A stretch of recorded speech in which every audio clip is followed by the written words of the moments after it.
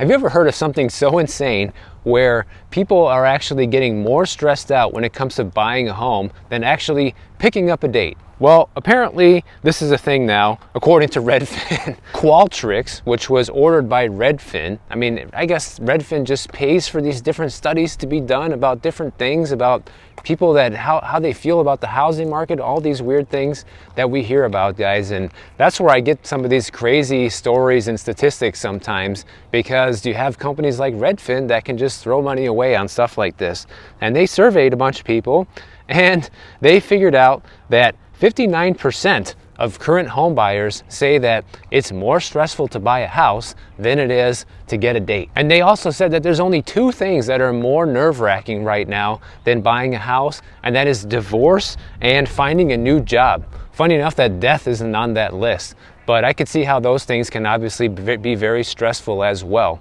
And today we are walking through Birmingham, Alabama, and I'm going to show you guys around this area. We're just another average neighborhood over here, and we'll talk about Birmingham later in the video like we have been. Now, obviously, it's younger people that are feeling the most stress from this, right? If you are a millennial or you're Gen Z, you're the one who's really feeling the pain from today's housing prices, the interest rates. You don't have any existing equity most likely to roll into a new home purchase. And I could see why people are saying that it's as stressful as, you know, picking someone up, essentially. But you know what the problem is also, guys? I think too many people are just taking this way too seriously. You know, like if it's really stressing you out that much to get into a house, I think you kind of have your priorities mixed up. Because what is the rush? What is the urgency? Especially if you are a Gen Zer, okay? Gen Z is below my generation, and only people now my age, you know, in their mid-30s, are finally having enough wealth built up and a down payment actually enough to be able to buy a house without the help of the bank of mom and dad. So if you're a Gen Zer or younger, you shouldn't be beating yourself up over the fact that you can't get into a house yet. That's normal, guys. It's not the 1950s anymore, and houses don't cost $19,000 anymore. So I don't think there's any problem with that. Just stop putting the pressure on yourself. You know, you don't have to become a homeowner at 23 years old. But, you know, if you're approaching your mid-30s, I could see why there would be the urgency in the sense that, you know, you're already almost middle-aged, and especially if you're wanting to start a family, you're feeling like time is running out. I could see how things might feel a little more urgent, but it's not worth the health cost. You know, if you are feeling so stressed out about it that it's basically ruining your life trying to find a house, you need to give it a break, guys. We're seeing inventory go up, okay? It's happening. Not everywhere, but on a nationwide scale, inventory has been inching up, and that's a good thing. And by the way, I'm wearing a long sleeve shirt today and pants because it's actually kind of chilly here. In fact, it feels like I'm back in the Bay Area, funny enough, even though I'm here in Alabama. It's like 57 degrees outside, overcast. It was raining just a little bit ago, so hopefully I'm gonna avoid that. But it feels like a nice and cool Bay Area day, so definitely enjoying this before I get back to the Florida heat. But one thing I would encourage, especially younger people to do who are feeling stressed out by this situation of trying to buy a home, is to just take a step back, guys. Say, you know what? I'm not gonna look anymore for the next 6 months. And in the meantime, you can work on other things that will help you get there when you decide to look again. You can improve your credit score. You can pay down debts if you have them. You can save more money. There's a lot of things you can actually do when it comes to your current situation to improve things and essentially make it better for you when it comes time to be able to buy a home. And then when you start looking again, you'll be in a more powerful financial position. Because the last thing you want to do is jump the gun just because you're in a hurry, guys. I've covered numerous different buyer's remorse stories here on the channel, and let me tell you, you don't want to end up like these people that wish they would have bought in a different location, wish they would have bought a different house, oh, it's too small, or now I have to return to the office, or there's too many problems with the house, we didn't anticipate all the repairs that need to be done. All these things that really happen to people when they are having major regrets about their home purchase. You don't want to be that guy, trust me. Now here's another thing you really don't want to have right now besides buyer's remorse is a HELOC, guys, because now that the market is taking a turn, you can actually get in trouble with this. And I've kind of covered this a little bit in the past, but now's a good time to cover it again, now that many markets are starting to see year-over-year declines once again. Because People think that when they get a HELOC, they're going to be able to just hang on to that forever and be able to tap into this equity anytime they want, but that's not really the case. Here we have a 3-bedroom, 2-bath house, 1,350 square feet for $299,000, which is about $100,000 above the median home price here in Birmingham. So it's kind of on the expensive side, and they bought it back during the last housing crash, height of the market, 2007, for $157,000. But because they bought it back then, they have a pretty low property tax bill at only $1,600 a year. Looks like whoever buys it next will probably have to pay probably close to double that, if not more. Now here's what can happen in this real estate environment if you actually have a HELOC right now. So first of all, the limit that you have on the HELOC can be lowered. If you haven't already tapped the full amount of the home equity line of credit that you were given, and the home values in your neighborhood start to drop, like we're seeing in many areas, even here in Birmingham, which we'll talk about later, then your lender can start adjusting the amount of equity that's available for you to tap based on what's happening with your local neighborhood comps. And so as your home drops in value, that also lowers the amount that you'll be able to borrow against your home. But that doesn't mean you should just go out and take all the money right now, especially if you don't need it, guys, because I know a lot of people have said in the comments like, well, I just took a HELOC just to have it there, and in case I need the money for something down the road or whatever. Just because you have it available to you doesn't mean you should use it. I mean, you're going into debt, you're paying interest on money, and if you don't need it, I don't see the point of that. You know, why pay interest on the money if you don't need the money? But of course, you only make payments and you only pay interest if you actually end up taking the home equity loan and, you know, tapping into that equity. Now, the next thing that can happen is your home equity line of credit can be frozen to the amount that you have already borrowed. So basically, your lender can initiate a freeze on your account. So say they've given you a $100,000 home equity line of credit and you've taken 50 and you're supposed to have 50 left. Well, they can immediately say, nope, 50 is all we're going to give you because we're scared. You know, we're worried about defaults right now. The banks are very vulnerable. The housing market's changing. Things are going down. And that's it. You're frozen. So that can definitely happen, and you need to watch out for that. Man, I'll tell you what. Being here in Alabama, I actually really like it here, guys. You know, you hear all these crazy stereotypes about this area, but people here are very friendly, and even in the average neighborhoods here are very decent. And there's some very upscale places here as well. Like I've seen places you can buy a mansion here for $500,000, 700 grand will go extremely far here compared to anything you would get in Florida. I mean, it's just unbelievable, guys. So very cool that places like this still exist in the country. It makes me happy to see that, you know, not everything is as expensive as it is in California and Florida, and there's still a lot of good people out there.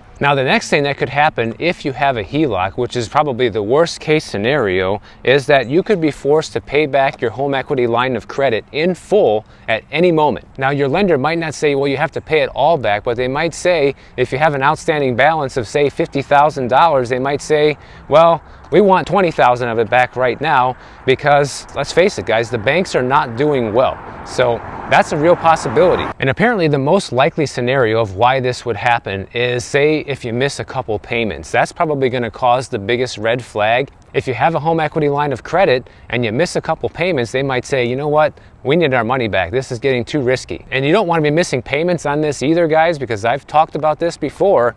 You can get foreclosed on. If you have a home equity line of credit and you don't pay, they can foreclose on you just like your first mortgage can. A lot of people think that they can't, but they can. So the bottom line is, if you're gonna get into a home equity line of credit or even a home equity loan, any type of mortgage product or lending product that you borrow against your home, just be aware that there are risks to doing this, and you could be facing some scenarios where you could lose your home if you're not able to pay. So this isn't something that you should do just to have the money laying around like some people say. I think that's probably not really the smartest idea, unless you have enough money to actually pay it all back in full, guys. Then maybe it's fine to have it as an extra, bullet in your gun. But other than that, I don't think so. Now let's talk about Birmingham since we're here. Well, Birmingham is one of those places where affordability is kind of all over the place, guys. When I was looking for a place to shoot this video, I settled on this area because I saw that there were a couple houses around here for sale, like we already saw, and it's close enough to what the median home price is here in Birmingham, which is about $201,000, or basically $202,000. And as you can see by the Redfin chart over the last 5 years, the home prices here have sputtered up and down quite a bit. There's not a whole lot of consistency here. It's very up and down, which probably means that the job situation here is a little bit loose and employment kind of comes and goes. That's my guess and why you're seeing that. And you also see a situation where you have a very big variance in home prices across the board. Areas like this, you have homes that cost, $250,000, $300,000, and then just right up the road, you have houses that cost $700K. And of course, there's houses well over $1 million here as well. So there's all sorts of things like that going on here. And Birmingham's another one of these places where inventory is still very low, especially when compared to their historical norms. And the good thing is, even though it's overvalued, like basically every other market, it's not overvalued by a ton, only about 19%.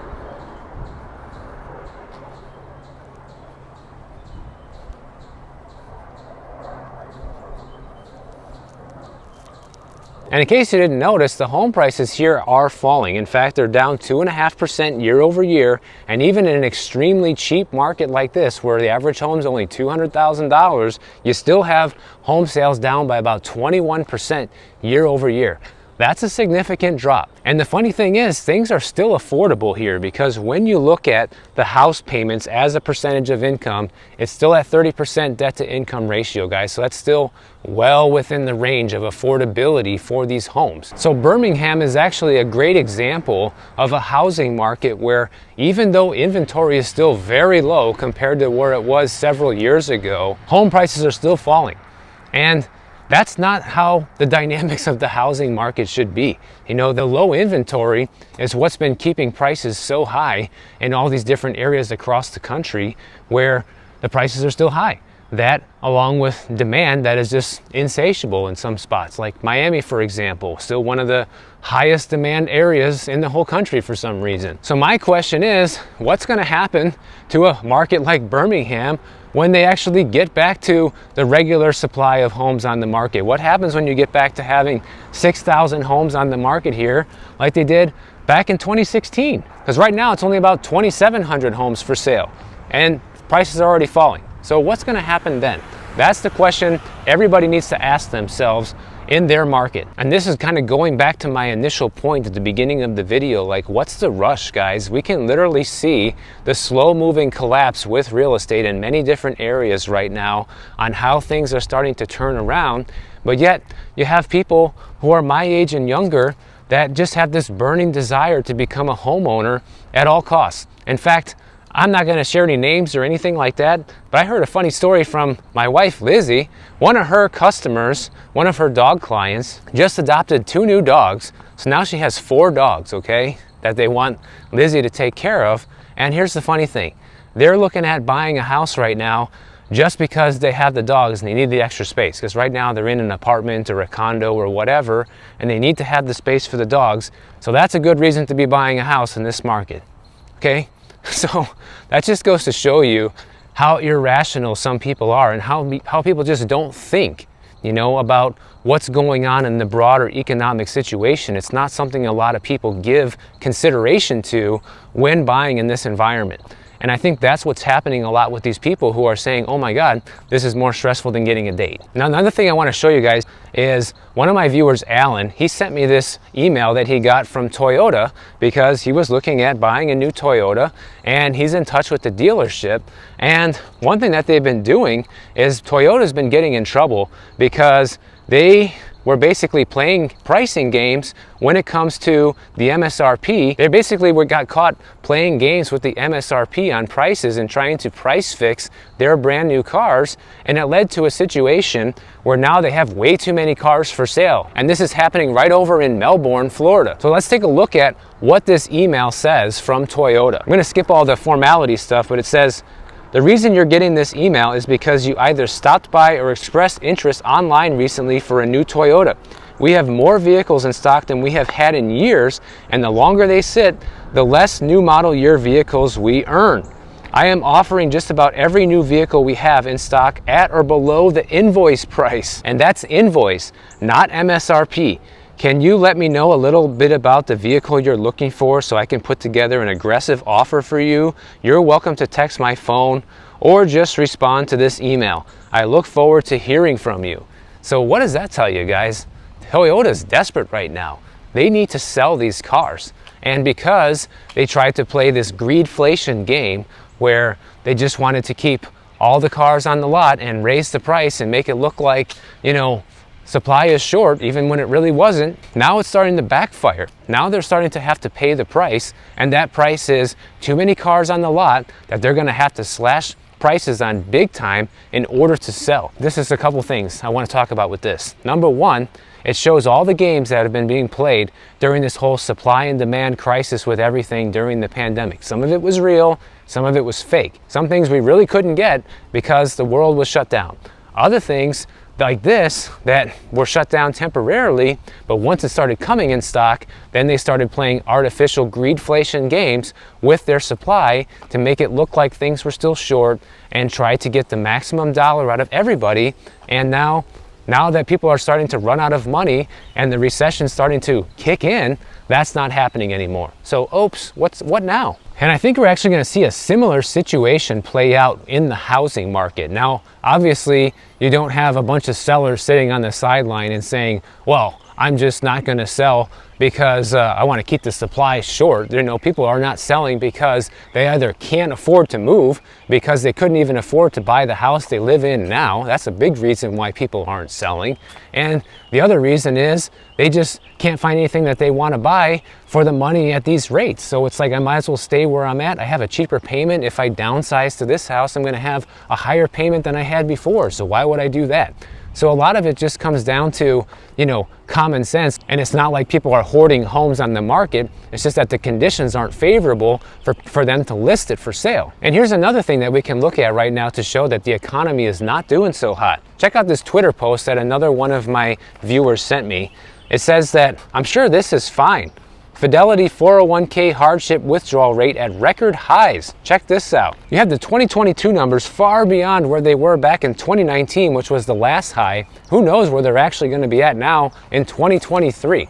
I can't wait to see what the numbers look like then, guys. And when you take a hardship loan from your 401k, you're essentially saying that I need this money as an emergency, and that's why I'm taking this money out. And it's supposed to be only for that, for an emergency. That's why it's called a hardship withdrawal. So these are all things that are pointing to the economic downturn that is literally at our doorstep. And once again, going back to the initial point of this video about people being desperate to get into a home and how stressful it is, why put yourself under this pressure right now when things are so difficult and the economy is literally taking a turn for the worse. We can see it happening in slow motion. I think sometimes people don't realize it's happening because it doesn't happen very fast. But when you start looking at all these things that start adding up, little by little, it starts adding up to a lot over a few years. So I'm not telling you don't buy a home. I'm just telling you to be careful. That's always been my message. Buying an environment like this can absolutely destroy your finances if you're not careful and you don't know what you're doing. And this is a perfect time to say goodbye because it's starting to rain. So if you guys enjoyed this video, make sure you subscribe to the channel. And if you don't want to wait for my next video to come out, check out this one right over here. and I'll see you in the next one.